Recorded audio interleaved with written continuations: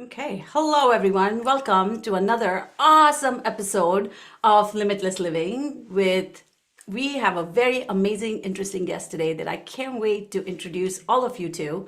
And in this podcast today, if this is your first time, please be sure to subscribe and join us and join our Limitless Living community because my goal is to bring you all things when it comes to all things mindset, manifestation, and meditations. And today we are going to talk about wealth. And I have one amazing person that I have learned so much about.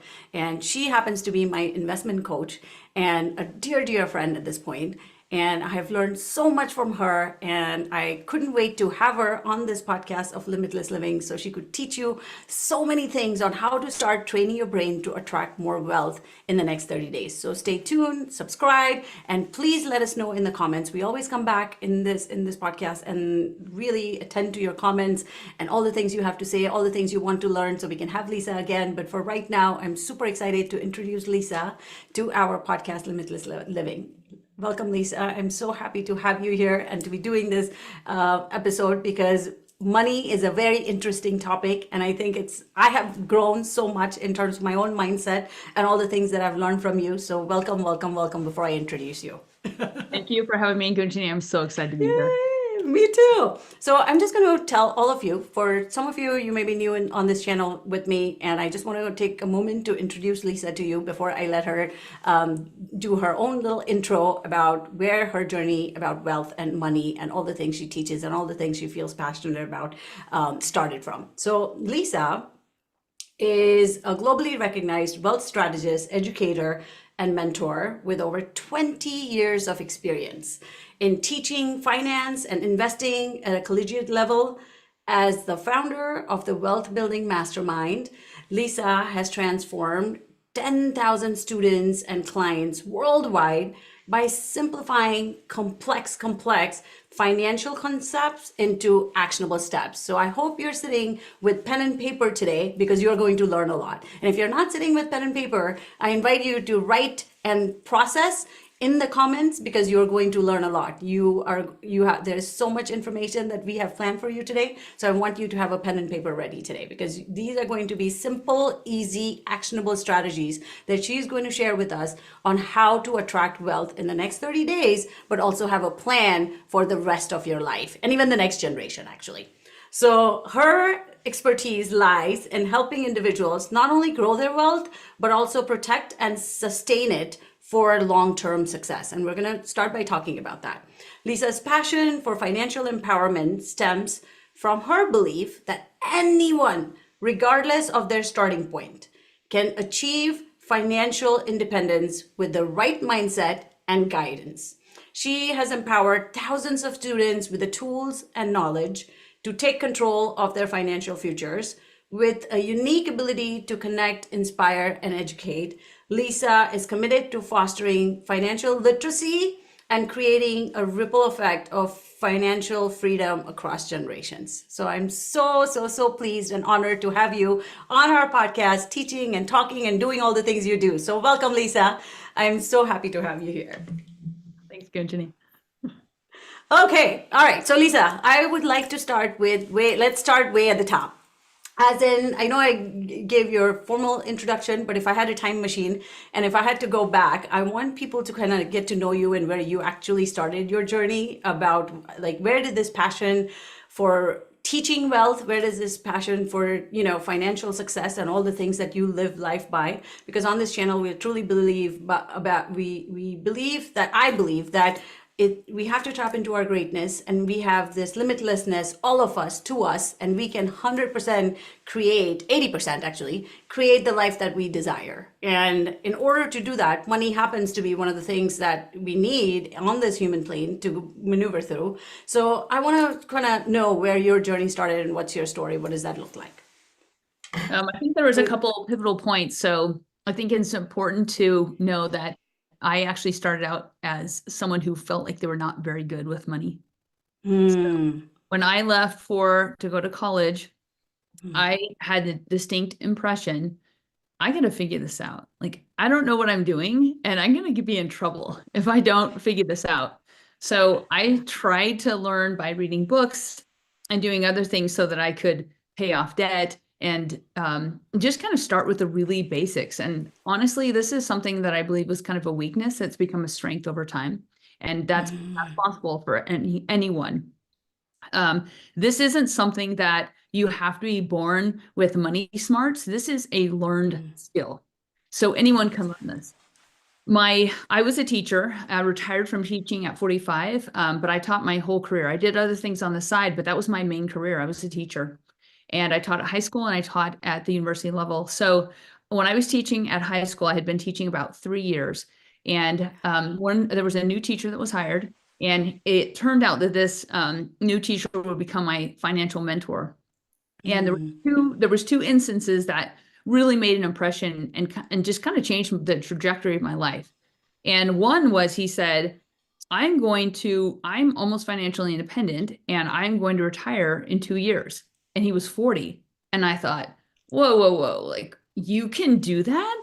Like, you don't have to work until you're 65 or 72. You can do something different. So that like sparked something in my brain where I decided right then, I just kind of pulled out the number, but like, I'm going to retire at 45. And I just decided right then and there. And then the other thing was, we were teaching together during 9/11. And when that day happened, we were sitting at the lunch table watching live and then reruns of, the towers being hit, crashing. And my financial mentor was to my right, and the principal who was in charge of, the school at the time was to my left. And he was standing up, literally holding onto his own hair, and he was like pulling his hair out. And so I look at him and he's standing, and I thought, okay, he doesn't really know anything about investing.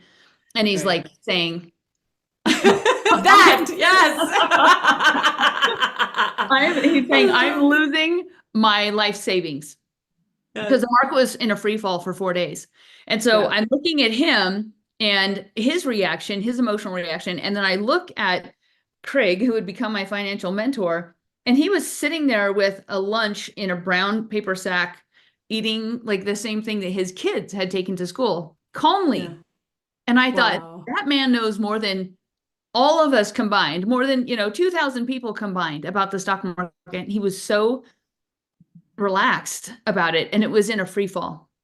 Wow. So the difference of the reaction, I thought, I don't want to have this emotional reaction like my principal is having. I want to be cool, calm, and collect when these things happen, like Craig. And so that I can still picture all of this happening as if it were yesterday. And that had a big impact on me. So I talked to Craig as much as I could.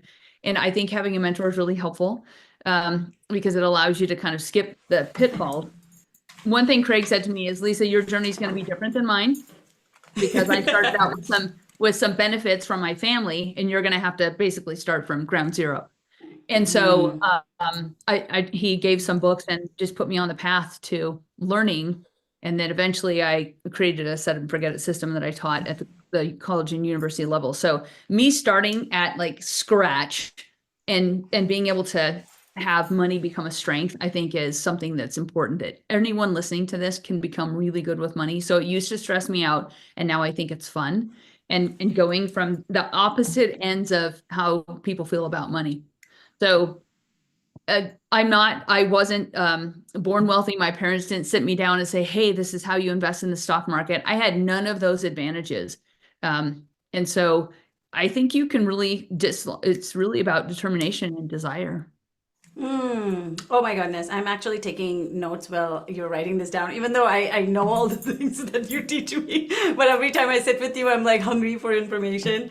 So I want to double click into so much of what you just said. One of the biggest things that we talk about in the world of manifestation and law of attraction is four things. First of all, like FTBA, which is your feelings, your emotional patterns, your emotional habits, your thoughts that you repeat over and over become your belief, and then your actions, right? Because it's not just about wishful thinking and sitting here praying all day long, but actually taking aligned actions to attract more of what we want, right?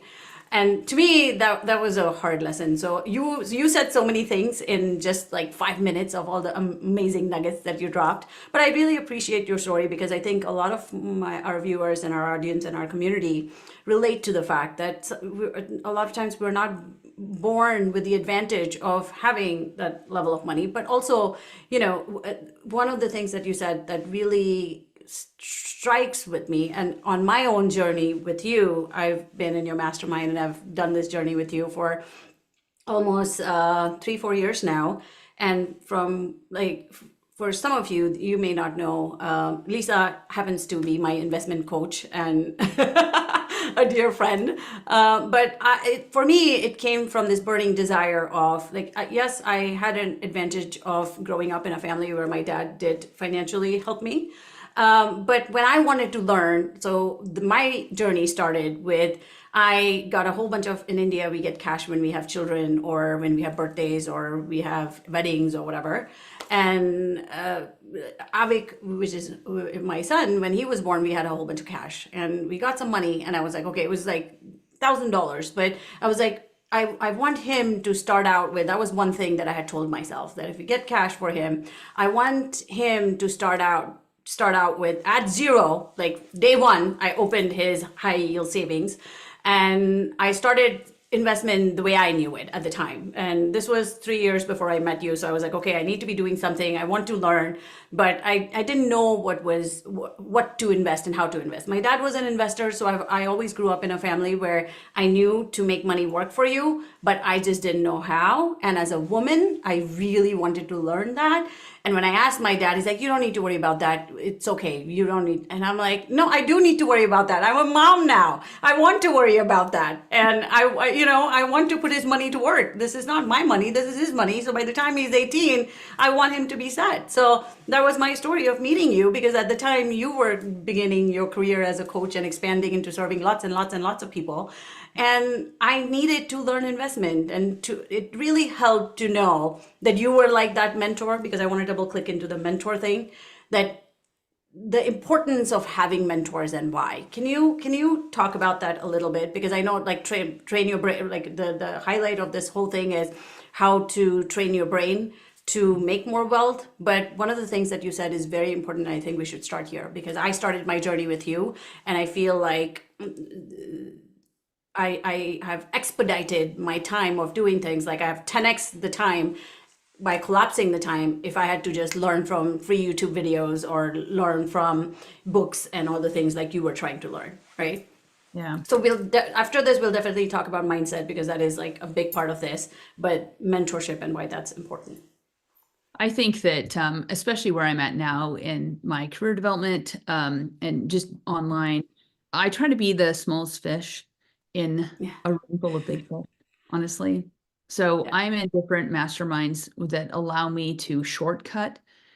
Yeah. So when I became retired, I was still learning online. I was using a lot of information I was finding. There wasn't a ton of information back then. There wasn't a lot of blogs, and books really didn't address it. And the prevailing belief was you have to work until you're 65, and that information turned out to be all wrong. And so what I've always known, I think intuitively, is that if I can get somebody on my team who can say, do this, and do this. And even if I don't understand those things yet, I can still benefit by taking action. So fear doesn't create wealth, action does. But we want to take the right action. And sometimes you have to, play around to kind of figure out what's right and what's not. But a mentor saves you so much time, so much money, and so much grief and stress. And you also have somebody who's saying, no, this is normal. This is going to work out. And so for me, at this point, the biggest progress I've made is when I've had a mentor to help me. So 100%. Specifically financially, and running a business. And I really honestly would probably hire a coach for almost anything at this point, because that coach is good. You're going to make actually, like you talked about, like exponential growth in a really short period of time. And people are Yeah. kind of shocked how well their investments will grow if they're allocated Yeah. correctly, even small Yes. amounts. And so I think mentorship and hiring a mentor or a coach is one of the most important things you can do to fast track your success. 100%. So I want to also talk about one of the other things because a lot of times I hear objections from people like when we started, right? Like when I started my whole investing in myself journey, because before that I was very scarcity mindset and I'm like, I don't have the money to invest. And did I? Somehow it showed up when it came to, investing with you. Actually, I was sitting with my card and I'm like, but so many lessons and so many things came as a result of that manifestation where we hear an objection from people that I don't have the money to invest. And I want to double click into the mindset of that and how those objections kind of impact. And that's the next thing actually I want to talk about, like mindset in terms of I know that we have self-limiting beliefs, right?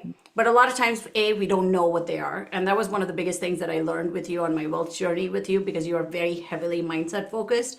And given all the work that I've done over the years, I too am. And I think it really, really is important to address the mindset. I want to start with the emotions. You said that, oh, I noticed my mentor being very calm, cool, and collected. Mhm. Tell me more about that. Because I know one of your favorite quotes is, the more relaxed I am, the more money I make. That's one of my favorite Lisa quotes. So tell me more. I think when you first start out with money, it's really stressful. Some people feel a lot of anxiety or they will just avoid it altogether. And they have like beliefs or have been told or think or on some level that money's stressful or they're not going to have enough or that they're not good enough with money. I see that a lot. And eventually, when I first started teaching at the college and then university level, I realized I could teach them exactly how to become millionaires because they were 18, right? 18 to 24-year-olds. I was teaching how to retire at 35. So they could become millionaires really early in life because they had, so much time. But if I only taught this is how you do it, and I didn't address the mindset, it didn't work. It didn't work. And I Oh, realized thank I am you. teaching them exactly what to do, and only a certain percentage of them are doing it. And so then I realized the importance of mindset. And to be honest, I think it's 80% mindset or how you think, 100%. how you train your brain to think about wealth or money, earning, spending, all of that. And then it's 20% actual skills. So Strategies. yeah, if Yeah. I can give away and have many, many times, here's what you do. Right. And people go, that's great. And then they go make dinner and they go home and watch TV and then that's it. Like they don't execute. Very few people execute. Yeah. Yeah. But if they get into a place where they have support, like into your community where I can come back when I'm starting to think, okay, what do I do here? And I have some new emotions about that. Then you have a community of like-minded people who are thinking just like you, or even better, thinking bigger than you, right? 100%. So the feelings about money cause us, and it's all subconscious. So we just act. We're not trying to sabotage ourselves. We're not trying on purpose. Like you're not going to say, I will Right. lose my Right. life in 2025. You're not trying to do that. It's Right. just that you have a preset point on what you're comfortable with. And that could be wealth, it could be relationships, it could be even foreign travel. I see people who won't travel to another country because they feel like, well, not everybody can afford this or my family can't afford that. And so Or it can even be, themselves. I had literally convinced myself that I'm investing in myself right now. I yeah, can't travel anywhere. yeah. And that's not what you taught, but that's how I perceived it. Because I I know used to see I you travel traveled, everywhere. I traveled Yeah. everywhere. I love travel. And I think that we Yeah. really ultimately should spend money on the things that we love, not more than we get, but really it's getting this relationship. So, but you have a set point. And so if you get something above, you get a job that pays more than maybe your parents made, in today's money, or if you get like all of a sudden you end up in a nicer house than you think you deserve, or your siblings aren't earning as much as you, or you live in a slightly nicer place, all of this causes us like, am I going to get kicked out of my family? Like, is my family going to love me? So I've seen people, and I've had clients who are really successful investing. We get everything set up. They're earning money, and they get to like a certain mark in their, like if they get to a certain point, so many zeros in their investment account, and then they're like, and they're very uncomfortable. So they'll stop investing. They've gotten to the point where they're financially independent and they stop investing because they say, I don't need any more money. I don't need any more money. Now, this isn't a race to get as much money. This is actually about happiness and about fulfillment. But we need time and money to open the doors of opportunity. So if somebody gets to a point, and I actually had a discussion with one of my clients and I said, why did you stop investing?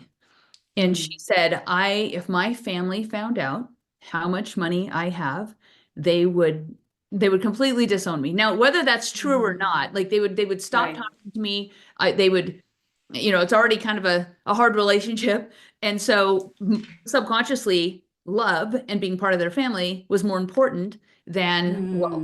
Now those two aren't intertwined, but our subconscious 100%. believes that it is. And so really our thoughts, you already know this, but our thoughts inform our subconscious belief. And so we're going to just, whatever we continually say, and we can get into talking about the brain, but it's really, really important to understand that your money story was formed between ages 2 and 4. You were watching and observing your parents. Children are keen observers of their caretakers. And how does my mom or dad or whoever I'm with, whoever's important in my life, how do they act and respond to money? And then by 7, our money story is actually just set. And we bring that into adulthood.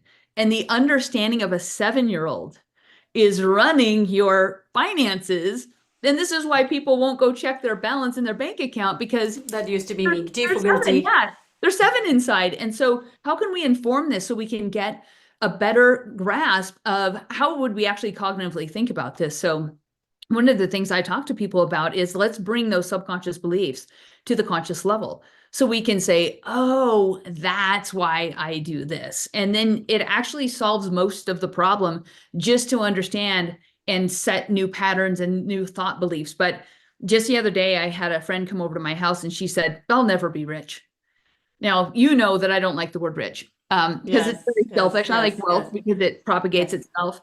And we know that money is something you have to earn over and over again, but wealth is money put to work. And so I want to said, double click into that. Go ahead. Money is something you have to earn over and over and over. You go to work or you go do something, add value, and then you earn. Whereas wealth is money working for you. This is a Lisa Smith quote. I love this quote, and I really want to emphasize this. So please go ahead.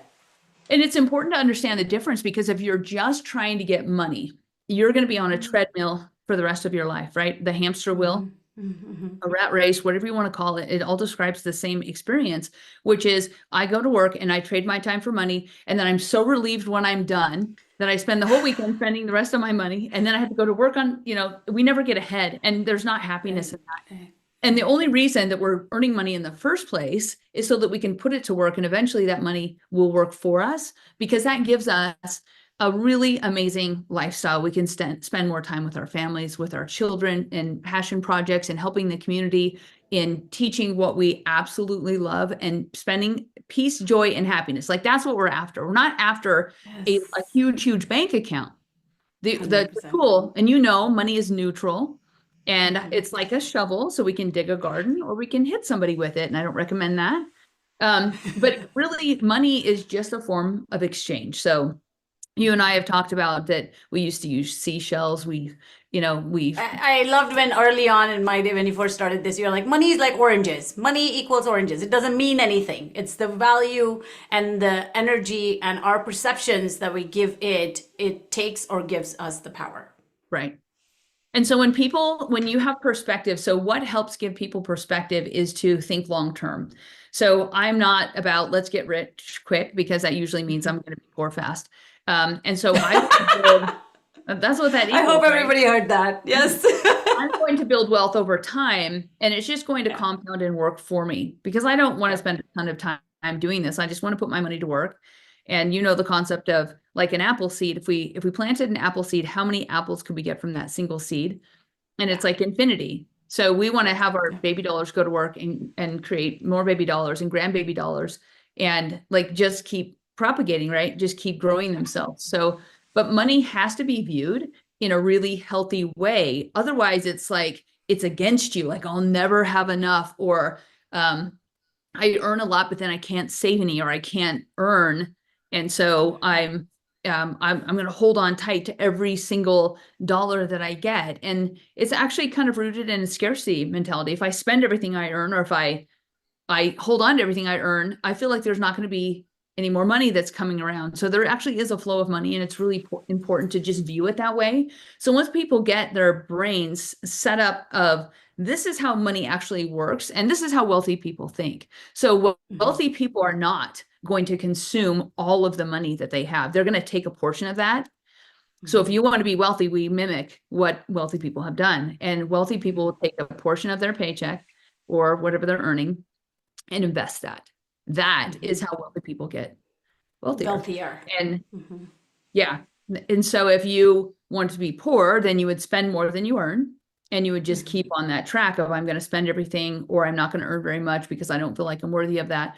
But the good news is, Gunjani, that we can raise this subconscious belief, and I call it a deserve level, but we can raise that by just like getting for free. So for free, you can like double or triple what you make. I had one client, Gunjani, who said to me, she said, I went to dinner with my friends and I thought I was the highest earner in that group of friends sitting around dinner. And for some reason, they all decided to say how much they made. So it was actually a benefit to her because she was certain she was the highest earner.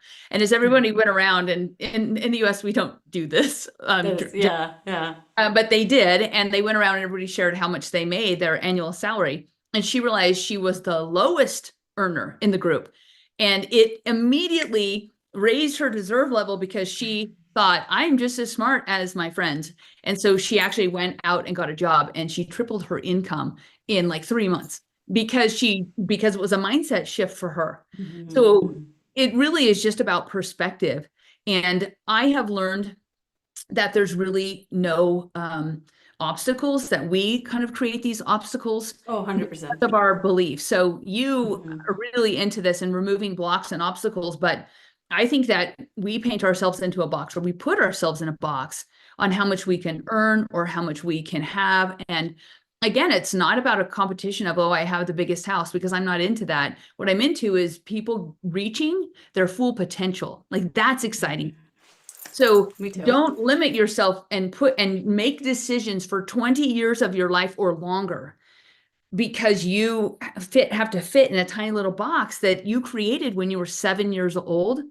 You're bigger than that now. So what is your money story? And what would you like your money story to be? You and I both know that what we focus on grows. So don't focus on I can't, focus on how am I going to make that happen? And that starts to change, and we take little steps, little steps, so we don't trigger any fear responses and go to our lizard brain, right? Because when your lizard brain turns on, you lose the ability to be creative and to reason. And so you want to move towards creativity. And as a teacher, they don't overpay teachers, at least in this country. And so I had to be creative because I had less to work with, but I was still able to retire at 45. And that's why I believe everybody can reach financial independence. You just have to have the right mindset and some skills. Oh, this is so good. Where can I go with this? Like you said so much, so I'm going to kind of summarize some of this because there is so much wealth of information. I feel like this is the podcast that you have to listen to at least 3-4 times in order to actually digest, because now I have lived this experience versus listening to the knowledge, because it's like we only remember 30 to 40% of what we listen to versus like teach and you remember 90%. So I really recommend all of you that are watching this really to like this and hit that notification icon so that you can remember to come back to this podcast, because there's so much that Lisa said. And one of the things that I want to double click into, like that I teach my clients, right, as a manifestation and mindset coach, because I really love focusing on transformation, and I love focusing on the neuroscience and how our brain, our body, which is 80% of how we show up to life, and how we show up or not show up, there was one thing that you said, like some of the limiting beliefs are, I can't. It's so hard. I don't know how it'll happen for me. I don't know what I need to do. Like if we focus on, like you said, whatever we focus on grows. So if we keep focusing on beliefs, and sometimes we don't even know, and that's why the whole idea, because for me, there was a point in my life, even as I was working with you, in terms of investment, I feel like I was hitting that set point and I couldn't tell why I was not going above that set point. And as much as I knew about law of attraction, what was stopping me, right? And I learned two things from that journey, because at some point, like, we had done some one-to-one work, and you were my client and that whole thing. And I was like, wow, like Lisa literally just, I know all the things. I tell her the things. We do one breathwork session, and in 60 minutes later, she like next week comes back with a car, with a CEO, her whole team, her everything that she just manifests. And what am I missing? Like clearly I'm teaching her, but I was missing. So I want to talk about that in a second, that in this last year that you haven't seen me much, but that's what I've been working on. And this is the thing where it's like the whole calm, cool, and collected thing. I still can't let that go in terms of the relaxation, because what I learned is people, situations, crises, and opportunities, they 10x our emotional patterns and habits that were formed very early on in life. So in the first 7 years of life, like you said, or teenage years of life, or early years of like early 20s, when our brain is the left brain, the higher cognitive mind is not developed, right?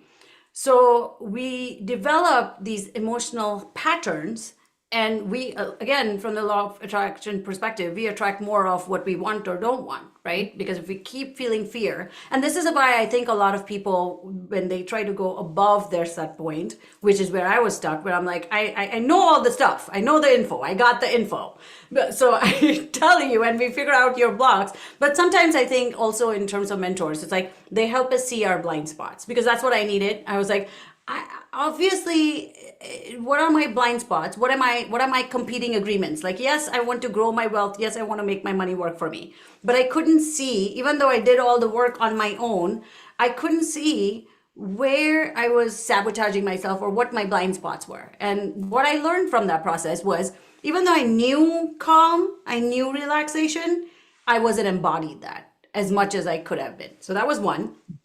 For me, the second thing was the whole worthiness and the deserving level. Like if we believe that we deserve it, like for you, you were like, yeah, 100,000, not a problem. And I'm like, like, so how will it happen? What do I need to do?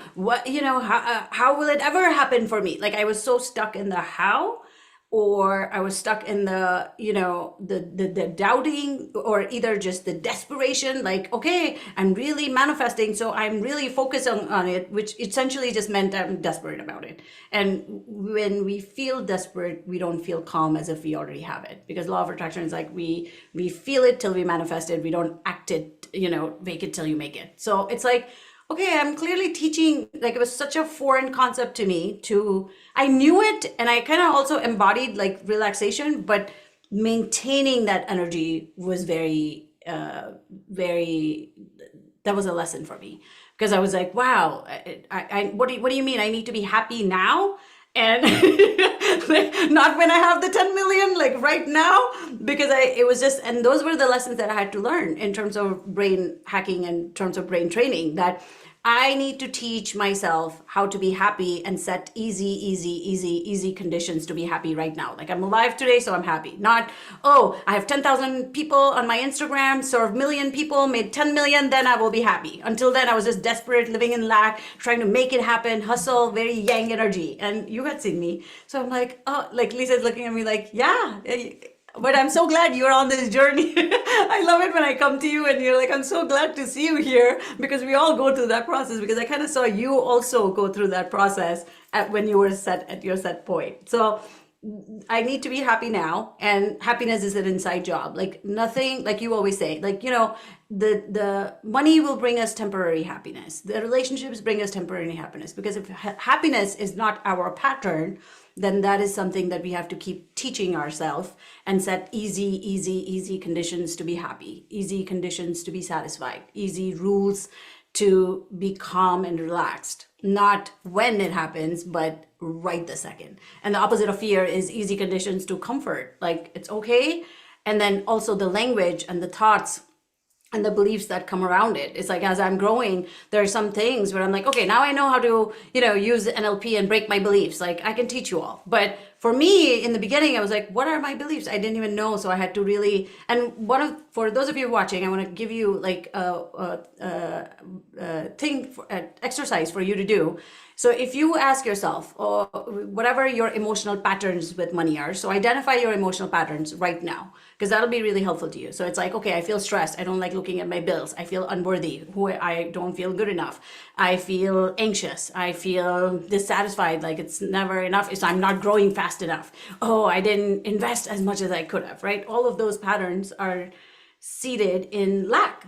And if those are your patterns, just be honest. Don't judge yourself. Don't be mean to yourself. Don't beat yourself up. That's not the point of this entire exercise. But as you recognize your emotional patterns and then say, what is the opposite of that I want to train myself to feel? And then you have to train yourself to feel those. And then the next step to that is, and setting easy conditions. Like my easy condition, first it was like my easy condition to be fearful was I looked at my tax or I looked at my bank account and whoa, and it was scary. But now I'm like, I'm just relaxed no matter what. I'm relaxed. I have people that do my taxes, aka my husband. My belief. So then it was like, I am fearful because, and just put pen to the paper and write down why. Like, I am fearful because those are your subconscious beliefs. Like my subconscious belief, I'm fearful because I'm scared of, looking at my bank account because there's not enough. Okay, so then if I created that, because again, these days I'm like 100% responsibility for my frequency, which is my emotional patterns, my thought patterns, and my beliefs. So it's like, okay, if I attracted that into my life, I can also attract the opposite of that. So I take full responsibility for my bank account the way it is right now. And there's a huge and instead of a but. And it says, okay, because there's not enough money. So what is the opposite of that I want to believe? There's more than enough when I need it. Right? So if we teach ourselves that, then it's like, this is so good. And it feels good because what we think is what we believe. Thoughts repeated over and over, we believe. And what we believe is how we feel. How we feel is how we act. So it's like, if I feel anxious, I don't want to go to my bank account and look at it. So that relationship with money was very anxious for me. It was very avoidant. Like, let me not look at it, out of sight, out of mind. But you taught me that no, you have to look at stuff or numbers. Like numbers was not my thing. So I'm like, now I love numbers. I love numbers. That's something I have to teach myself. Very yang energy. I love numbers. And that was quite interesting. But thanks to Sarah, I know who to go to now when I need numbers. How much am I investing, people? Just tell me 10% of this is what. So how we think is how we feel. How we feel is how we act. But how we feel is also how we keep thinking. So the inner work in terms of the mindset is catching ourselves. And one of the things that I teach my clients and my community is catching yourself right then and there. As soon as I hear people say, it's so hard, in NLP, which is neuro-linguistic programming of your nervous system and your brain, is say, cancel. You break the pattern, because otherwise, if you don't break the pattern consciously, then your subconscious runs the show, which is according to you, your 7-year-old runs the show. And then you're trying to be millionaire, I'll be happy when, but you'll never be happy because that's not your pattern. And one of the other things that I also learned from you in just the containers that you surround yourself in, is like, you're like, I know people who are worth $100 million and their pattern is, how do I deserve this? Like, this is so much, I feel guilty. Because guilt is the pattern. Guilt has nothing to do with money. Guilt is the pattern. So the opposite of guilt is I accept, love, and accept myself and money. Thank you, money, for always being here for me. Gratitude is not the pattern. It's something we have to teach ourselves. So I find all that very fascinating, that what we keep thinking is what we keep attracting. What we keep believing is what we keep attracting. And if we're not aware of that, we unconsciously attract more of what we don't want. Yeah. And it's kind of interesting because sometimes we just don't question what we think, right? We think it's true. And it may be really negative or it might be really positive. Like, I believe that I find money. And this is kind of a joke in my family and my nieces and nephews. Like, I'll sit down, we go to a play And they're like, Lisa, there's money under your chair. I'm like, oh, you can have that. And they're like, no, this is yours. Like you can live off of the money that you find. And that's not true. But I do believe that money is attracted to me. And I also believe I'm a good steward of money. Now, have I always been perfect? No, no. Has it always been easy for me just to say, oh, yes, I welcome in hundreds of thousands, millions a month? No. The first time I earned as much as the first time I earned in a month what I used to make in a year, I was like in the fetal position on the couch, like freaking out. And you would think, oh, why would that be hard? And most people think it's not hard to get more. That's actually, it's just as much of a struggle to try to push that, if you haven't changed your subconscious beliefs, to push that ceiling of your belief up as it is to just kind of be in the struggle. So the first time I was, whoa, like the whole deserving thing, I deserve, all of this stuff that goes through your head that's just nonsense. We believe it. And then we start and we live it, becoming. Yeah. And so we're stuck in this vortex of our own creation. And so if we can just like sidestep that and say, what is true? What is actually true? And people will argue with me, no, I'm really not good with money. I'm like, stop arguing for something you don't want. First of all, what do you want to be true? Like up until now, what do you want to be true? And so I would rather focus on a pleasant, happy future. And I know I'm going to get there because I've done hard things in the past. And so has everybody listening. You've done hard things in the past. And so you've done harder things than this. It's just about getting confidence in this area where it might be an emotionally charged topic in your family or for you, but you've done harder things in the past. You can do this. And that's the belief that I want people to walk away with. You can do this. And so what do you choose to focus on? What do you want your money to look like? What do you want your wealth story to look like? What do you want to have in your account? Where do you want to live? And working towards that lifestyle design. And just like when Craig walked in and said, I'm going to retire at age 42. And I was like, what? Like my whole brain was just, what? Can you do that? Like, is it possible? Like, how are you breaking the rules? Like it was this set thing, you got to go to work and then get a house. And like, I was just following the traditional, like, who even made that up? So he's like, no, I'm just going straight to the good. And you can do the same thing. So just the very small belief of I can actually have what I want, or I can work towards what I want, and it's possible. Just that belief, planting that one seed in your brain of where do I want to go and how am I going to make this happen, changes everything. And people will argue to keep their themselves in a box. And I don't allow people to say anything about me or allow myself, without doing the cancel, to say anything about me that I don't want to be true. And so 100%. If I catch myself saying something, I do the whole Gunjani thing, cancel, like that's not true. And then I say what I want to be true, because if I'm focused on my wins, if I'm focused, even if they're tiny, like you said, I woke up this morning, I went out to get the mail in a giant snowstorm, that's a win. Little things like that compound the confidence factor. Just do something, just do the smallest thing, and like pay off debt. The things that empower people, Gunjani, are paying off, even if you send $10 something. If you can pay off something, go ahead and do it. But if you can pay off debt, if you can start investing or saving and build up an emergency savings, that's like the very first step. And it builds confidence and it empowers people. So we need to feel empowered about our money, and people feel like I need to hand the reins to somebody else because they'll do it better and I don't know. That's what we outsource this. If you outsource your money, caretaking of your money, you're always going to feel insecure because you're not going to know. 100%. So I'm into personal empowerment massively because I want everyone who's listening to this, I want you to know you are the boss of your money. You tell each 100%. Dollar where to go. So if it all slides through your hands, you actually don't have to do that. You say, now listen, dollars, I'm the boss here, and you're going to go to work, and you're going to go to the electric bill, and you're going to pay for groceries, and you're going to sit 100%. In a savings account so I feel awesome all the time.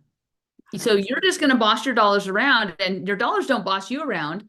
Hopefully no one's coming in and spending your money. And so you're actually in charge. And that's the biggest switch people need to make in their brains, is that I'm the boss of my money.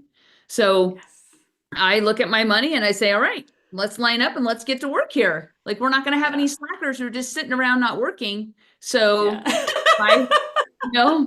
if I have something that, like a subscription that I don't use, that's the slackers. Those are slacker dollars. We got to get those guys to work. And really just thinking about, I'm empowered with my money and I don't have to outsource this.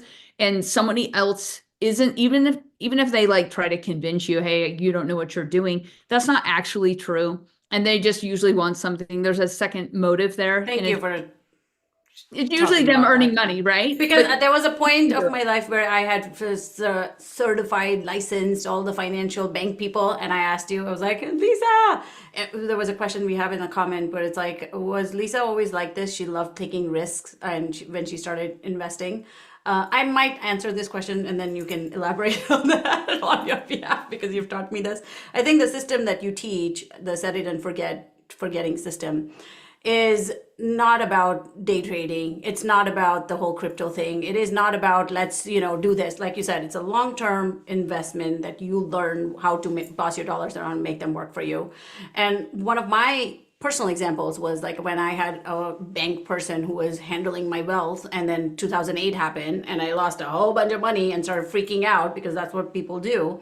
Emotional patterns are to freak out in crisis. So if you haven't taught yourself not to freak out, even if you have 100 million, you will freak out because that's the pattern. So one of the things that helped me learn from you was there is no risk. You know how to put your dollars to work, so there is no risk. The mindset is very different because, again, like you said, 80% is the mindset. Yeah. As long as you know what you're doing, you give us the full reins of Gunjani, do this, like how much I want to invest a month based on my income and based on my financial future.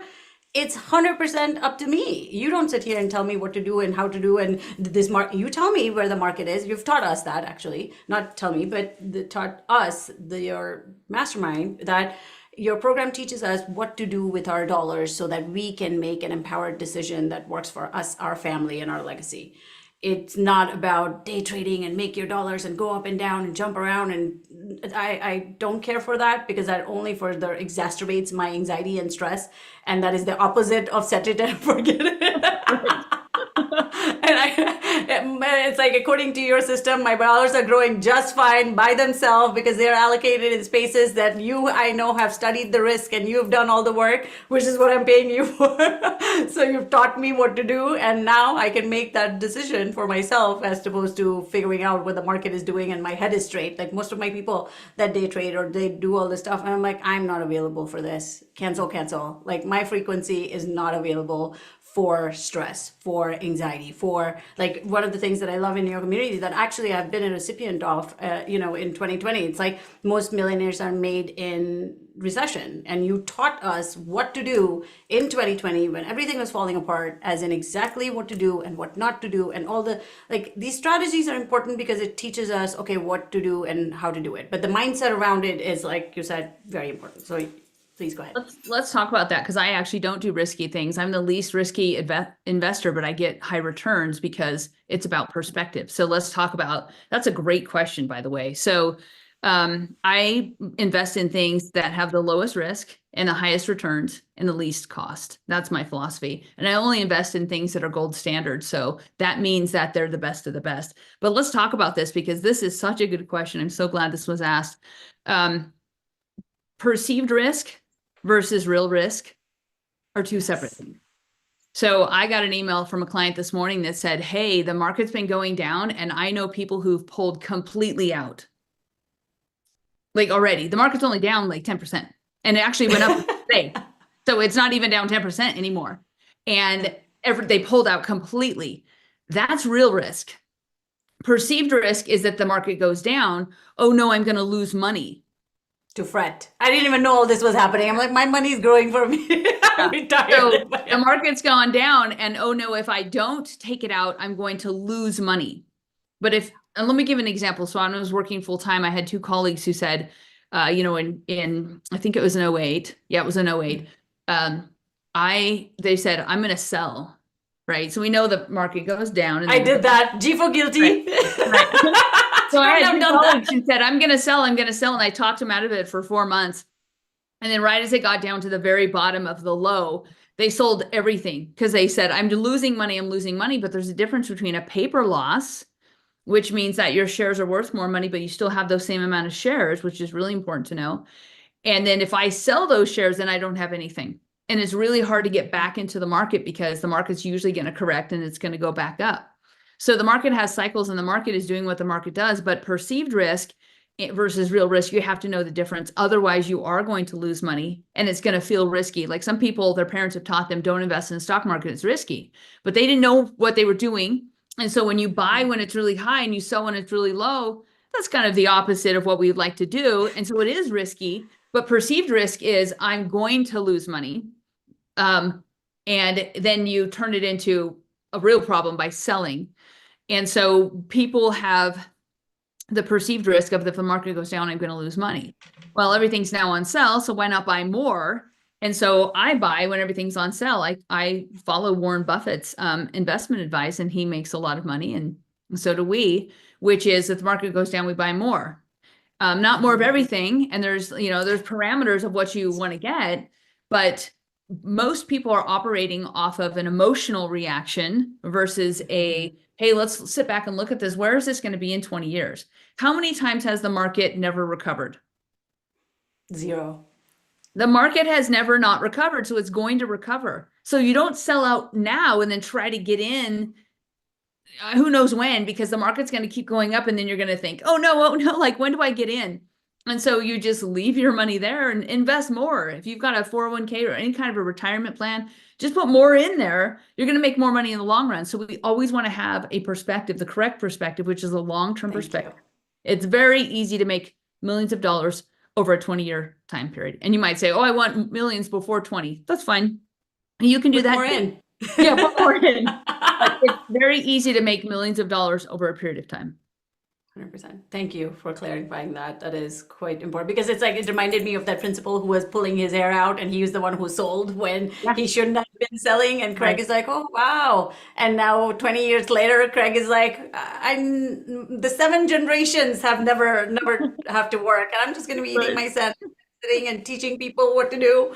It's huge difference. And I think this is so important in terms of training your brain, your beliefs, your emotions, and taking aligned actions. Actions are 20%, but if your beliefs and your emotional patterns are risk aversive or perceived risk aversive, then you're not going to take the risks that are actually good for you in the long run.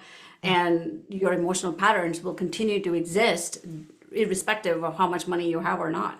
Yeah, it's kind of counterintuitive. And so you might have to go against what feels risky, but in reality, it's not. So one example really quick, at the bottom of 08 and even of 2022 and the bottom of the COVID drop, this keeps happening, right? It happens periodically. That's actually the safest time to invest because the prices are lowest. So you just have to think about it differently. And you have to understand that it's counterintuitive. But that's why I'm so relaxed because the market's going down and I'm like, yay. Now, not that I want crazy things to happen or uncertainty to be there, but anytime there's uncertainty, which is change, then the market reacts by going down until it kind of knows what's going on. And so if I can be, just thinking, well, in 20 years from now, what will I wish I had done? Oh, I wish I had purchased at the bottom, right? And so it's actually once you get used to that and teach your brain that I'm actually making more money. I make more money. I make money and so do you, when the market goes up or it goes down. Yeah. We just make my dollars work for me. Yeah, but we don't do day trading. We don't do shorts. We don't need to do any of that. And it's just stressful to get into that. I don't want to have to babysit my money. I want my money to grow unattended. Like I put it to its work and I can trust it that it's going to grow. Like it's assigned its job and it just keeps growing. And so I don't want to have to babysit my money. I don't want to be in front of a screen. I'd rather be hiking or outside or with my family or doing all sorts of things, but I don't want to be glued to a screen. And that you don't have to do that. People who do that actually tend to make less money. 100%. This is so good. Thank you for sharing that with me. One last thing that I want to address. We are at time, so I want to be mindful about that, but this is so juicy and so good. I feel like I'm going to have you for part 2 of this. But one of my biggest lesson as my journey with you that I learned from you, like the worthiness thing is one, the safety with money in your nervous system and your elevation to wealth is one of the things we talked about. And the third thing is trust. I had to really learn that, like deeply in the past, surrender, actually. Let's really use the right words. Since we're playing on words here, because the way I would see you, and I think it comes with expansion of your consciousness and your levels of your emotional patterns and where you're at, because again, it is a journey. Mhm. To me, really getting to this place of my dollars are working for me, building the security beforehand, because I used to see you doing this when we worked together. I'm like, how does Lisa just say this and then 3 o'clock in the morning she'll get a download and then she goes out there and acts on it, and then a week later her stuff is already manifested, like literally anything and everything we called in just happened, right? And I think I just want to loop it back to what you said earlier when we first started this episode was creativity and inspiration happens when you're relaxed. Really, I need to pause on this for a second. Oh my God. And relaxed all the time, not just like, oh, well, 1 micro minute for the day. Like literally, that was me. I was like, I'm relaxed. I do this breath work. I'm relaxed. But there was so much data. There was so much I had to clear from my body energetically that I literally had to release in order to get to this place of it's happened, it's okay. It's like in the meantime my job is to have fun, is to relax even more, to chill out, to literally trust that universe is working in my favor. Yes. That was really a big belief that I truly saw you living, but I didn't know how to embody. And I was just like, there's a whole bunch of clearing. So for the past year and a half, I've been just clearing a lot using all the techniques that all of you will have access to on this channel, because I'm going to do more and more to put out content and to put out all this material to clear out all that emotional data. Because if you don't clear that emotional data out, and if you're constantly living this present moment in survival, which is fear, desperation, doubt, hows, as opposed to from creation, it's just causing yourself all this madness that is just not worth it. So one of the things we do in my life coaching community is we track our emotional frequency and our pattern, and we actually in real times every 3 hours clear that out. Like literally all 30 people in our community does that, because the goal is to maintain your frequency. It's not like life doesn't give us challenges. We will have challenges. And how do we clear it, recognize it, cancel it in the moment, and change those patterns to become the new us and the future self, as opposed to keep reliving the addiction of the past. So thank you for teaching me all the things you did. If you want to expand on that, I would love your thoughts. And Gujani, some of the stuff that I learned from you. So we were learning from each other. I do love your phase 3 mug. Thanks for demonstrating that. Thank you. Thank you for this beautiful gift. It is amazing. Gujani's in level 3, so she has her special mug. I think that really our brains are the most powerful wealth creators that we have. And we are the ones that tell our brains how to operate. So it's a neutral organ, but it is very, it's very open to suggestion. So our thoughts and our words inform our subconscious mind. And so you have been amazing at clearing and just doing all of the work. So it does require some deep work. If you want to change what you have today, you have to do something different. And I've gone through that process. You've gone through that process. Everyone who's listening to this has done this in different areas. Is doing it also. And it is a doing, right? You're not done. You can't just check this off and say, well, no more money issues. It doesn't matter where you're at. You still bump into these ceilings. And so I think one of the things that you've taught me, Gunjini, is like, let's not take this so seriously. Let's just look at this, and it's not a concrete thing, right? It's if it's a soft rubbery ball, like we can work with this. And so I think that really just being present with what life do I want to create? And I have the tool within my own head for free that I can tell my brain what I want, and it will work for me 24/7, all year long. And it will work to get what it is that I want. And so how can I just being really like, what do I visualize? What do I want?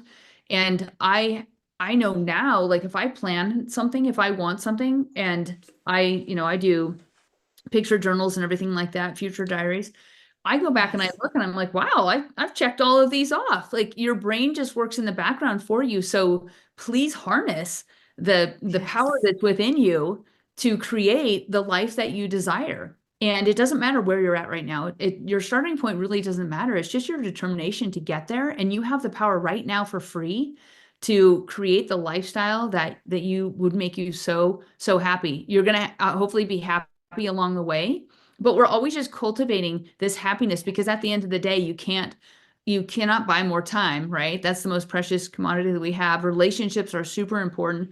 All of this is more important than money, but money influences everything that we do. So if we can get really good with the money part, it actually bleeds out all this happiness into other areas of our lives. But we have the ability to create that within our own brains for free just be willing to look at it and examine it, maybe write some things down, journal it, and then listen to what Gunjini says to remove these blocks.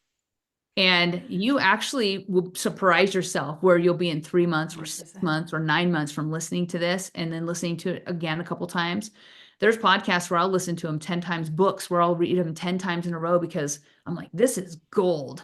I want to listen to this and I want to learn from this. And I want to pick up the gold nuggets. And I think Gunjini, that's how you roll. Thank you. I'm so excited to keep rolling with you because the next phase is on. I'm excited.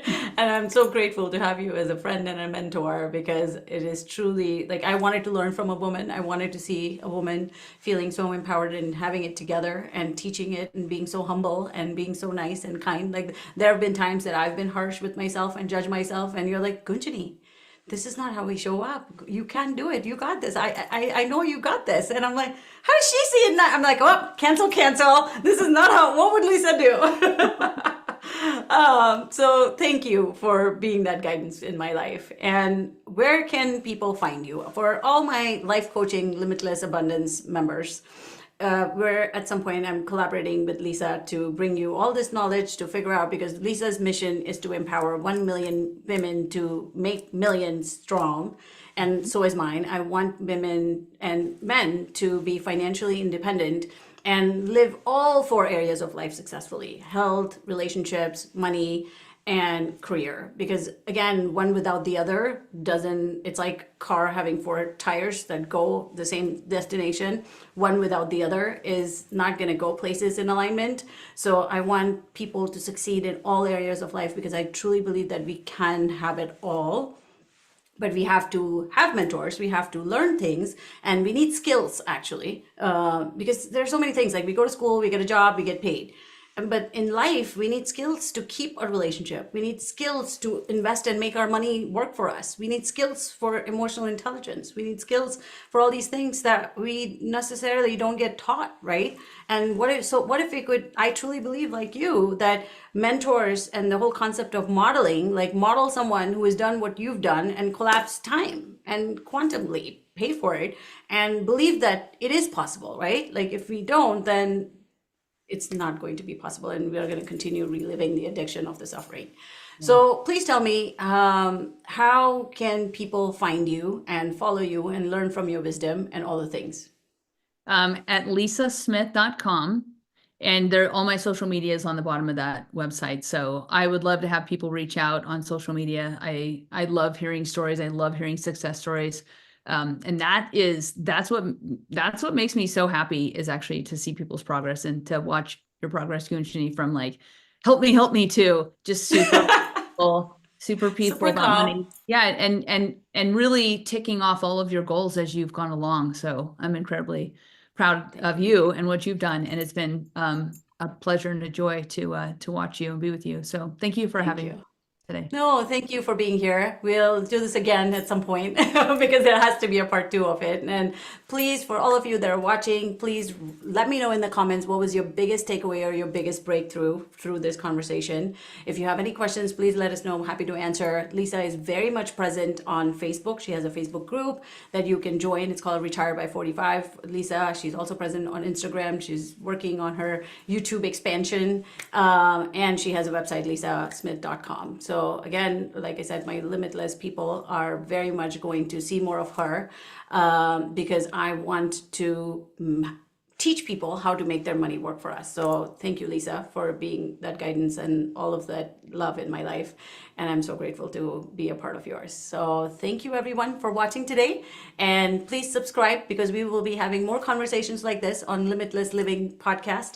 And I am so excited to teach you and add value to your life, because my biggest goal is to help 1 million people live a life that feels happy and free of suffering, whatever that looks like in all areas of life. And I feel super excited to have figured out the ropes and now teaching all the ropes that I've been practicing for 17 years. And I can't wait to continue to see this community grow. So thank you for watching. And I look forward to the next episode with you very soon. Please let me know in the comments what your thoughts were related to this. Thank you, Lisa, for being here.